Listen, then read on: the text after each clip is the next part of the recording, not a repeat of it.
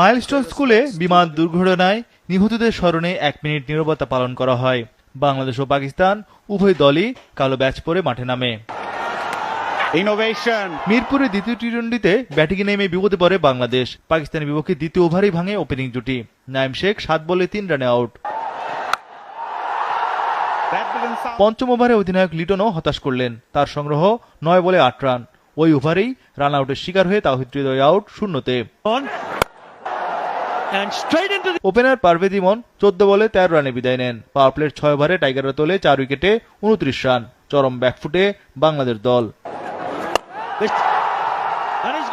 10 ওভারে বাংলাদেশ তোলে 4 উইকেটে 53 রান। পঞ্চম উইকেটে হাল ধরেন শেখ মেহেদী ও জাকের আলী অনিক। এ দুজন গড়েন 53 রানের জুটি। শেখ মেহেদী 25 বলে 33 রানে আউট। শামীম পাটোয়ারি 4 বলে 1 রানে বিদায় নেন। চাপে পড়ে বাংলাদেশ।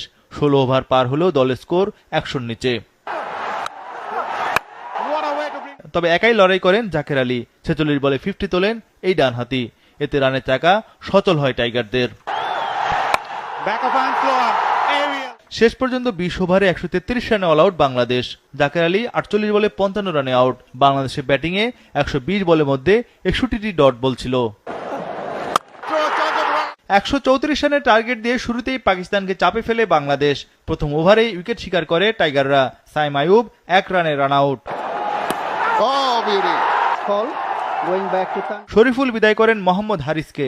পাকিস্তানি এই ব্যাটার গোল্ডেন ডাক। ফখর জামানকেও দ্রুত বিদায় করেন টাইগার পেসার শরীফুল।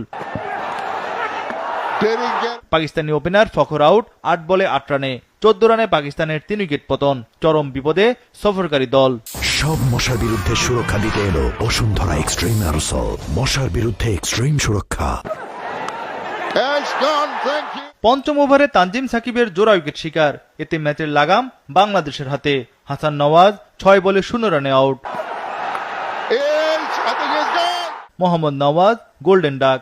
15 রানে 5 উইকেট হারিয়ে চরম বিপর্যয়ে পাকিস্তান। 6 ওভার শেষে তাদের সংগ্রহ 5 উইকেটে মাত্র 17 রান।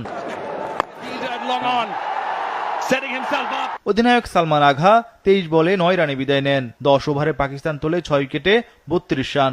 বাকি 10 ওভারে দরকার আরো 102 রান। পাকিস্তানকে টেনে তোলেন ফাহিম আশরাফ। 17.2 ওভারে 17 রান তোলে সফরকারীরা। পাকিস্তানের আশা জাগে ফাহিম 31 বলে 50 পূর্ণ করলে। রিশাদ বিদায় করেন ফাহিম আশরাফকে। 32 বলে 51 রানে থামেন ফাহিম। এতে 125 রানে অল আউট পাকিস্তান। 8 রানে জয় তুলে নেয় টাইগাররা।